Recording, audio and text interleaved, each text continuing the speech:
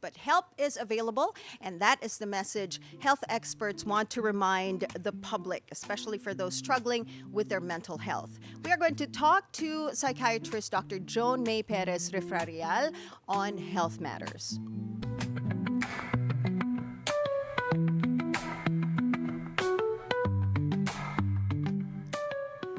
Doc Joan, good morning. Welcome to the show.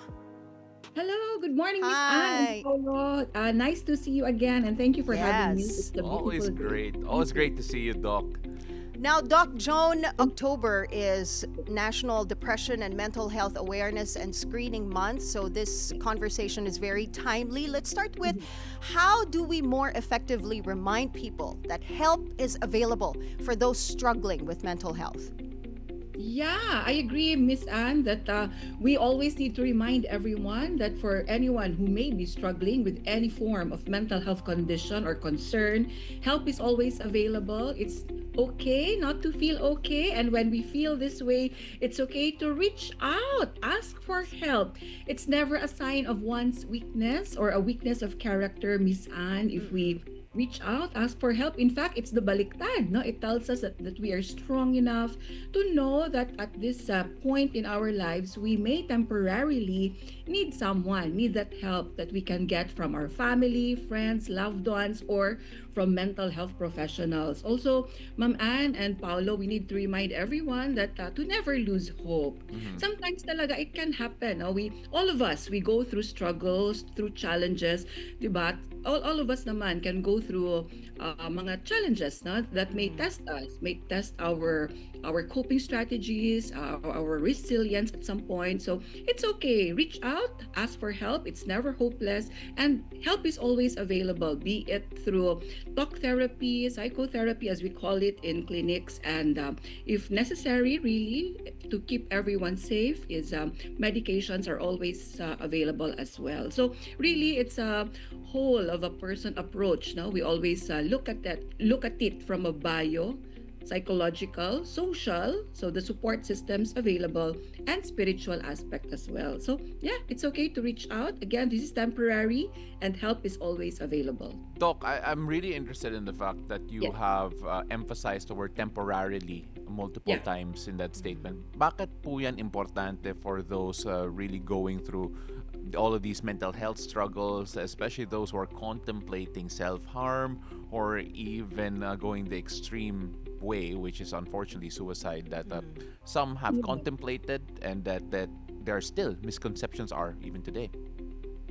Correct, correct. There are still misconceptions about suicide, and that's why I mentioned temporary because evidence has showed that all of these mental health conditions, concerns, in fact, there is high recovery rates for all of this, and with help, with timely help, that is, recovery is always possible, and it's always a possibility. It's always there. Now, that ability for us to recover and move forward from our experiences, especially when help is given in a timely manner. So that's why it's important also for us, lalo na the loved ones who may be Mhm. there, no? So family, friends, support system, to be mindful, to be very observant as well of mga subtle warning signs, Mhm. because again, prevention is always better. So, you mentioned lang, Paolo, no, yung mga misconceptions. Yeah, kasi sometimes kasi misconceptions are still there about suicide or mental health conditions in general, which may refrain or stop an individual from seeking the timely help that we talked about. So one of these is that it's a sign of weakness of one's character. It's arte-arte lamang, Mhm. papansin lamang. It's selfish. So I hope that we break the stigma surrounding all of these mga misconceptions about mental health conditions, mental health concerns, suicide, para individuals who need support will not feel na they will be belittled or they will be, Mhm. 'di ba? Parang they Mhm. will be Mhm. perceived negatively when they reach out to ask for help. Doc Joan, you mentioned a while ago subtle warning signs. You Yes. often hear things like, they seemed fine or they never showed any signs. Pero ano ba itong mga subtle warning signs that we can watch out for Yeah. para makita natin that someone is in crisis? Yes, subtle, meaning changes in behavior na which were not there before. Na sometimes we may observe mga physical muna. For example, it's always ano kasi siya, physical, cognitive, behavioral, emotional. So physical, like changes in sleeping patterns. An individual may sleep more or lack sleep, insomnia, difficulty sleeping, paputol-putol, interrupted sleep, or oversleeping. When it comes to appetite changes naman, parang there is weight loss, walang appetite to eat, or the baliktad, no, stress eating or overeating, or other physical symptoms, like for example, an individual may refuse to go to school or to attend work kasi they may feel of body aches and pains which were not there before, and which are not explainable by another medical condition. Mhm. So for emotional symptoms naman, biglang nag-isolate, no, because they feel lonely, they may feel na parang irritable. So initially siguro previously they are medyo sociable, and now we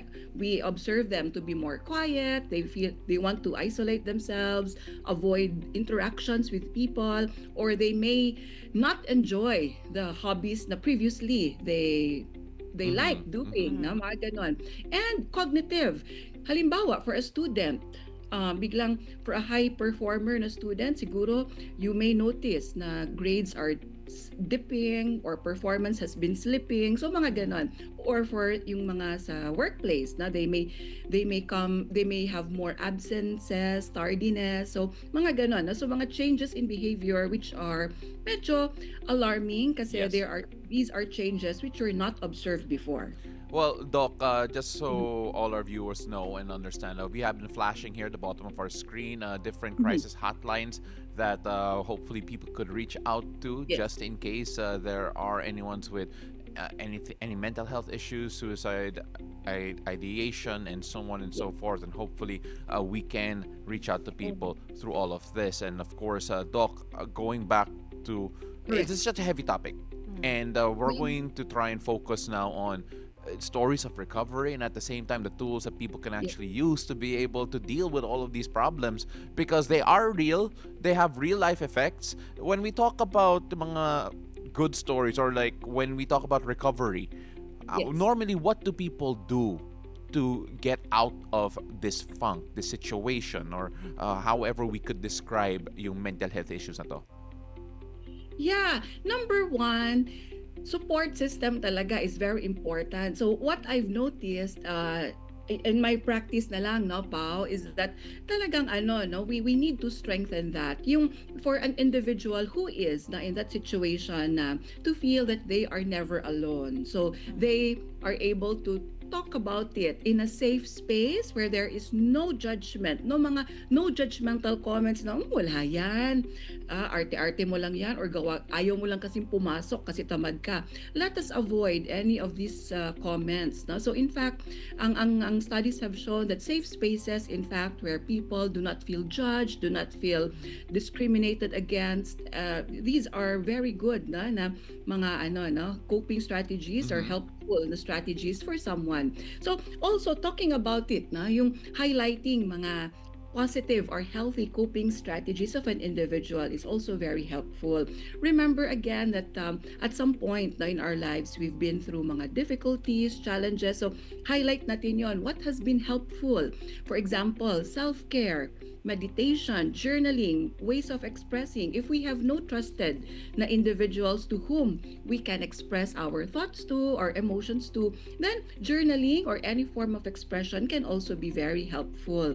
Talking about it talaga is expressing it na is very helpful. Para we don't just keep it in, and at the same time we are able to process our thoughts and emotions and know that we are never going through these emotions and thoughts on our own kasi help is always available, and meron tayong support system always who are ready to help us. Like kung wala tayo, about for students na mag-isa sila in their dormitories, for example, know that you have your teachers, Mhm. school guidance counselors, know your supports. Na? So, Yes. halimbawa, mentors or sa office, mga HR, our supervisors, community, Mm-hmm. church. Mm-mm, So, we mm-mm. have. So, always know that, kaya never feel hopeless kasi there is always a solution Yes, Doc. na Yes. healthy coping strategies which we can always turn to during times of Doc crisis. Joan, we're talking about getting professional help and providing Mhm. support for Yes. these people. But what if someone is hesitant? They're saying, okay lang ako. I don't want to bother anyone. So, Ah, they don't want to ask for help. How do we gently hold space for someone like that? And what steps can we take so that, they will be open enough to reach out? yes, tama yon, Miss Anne.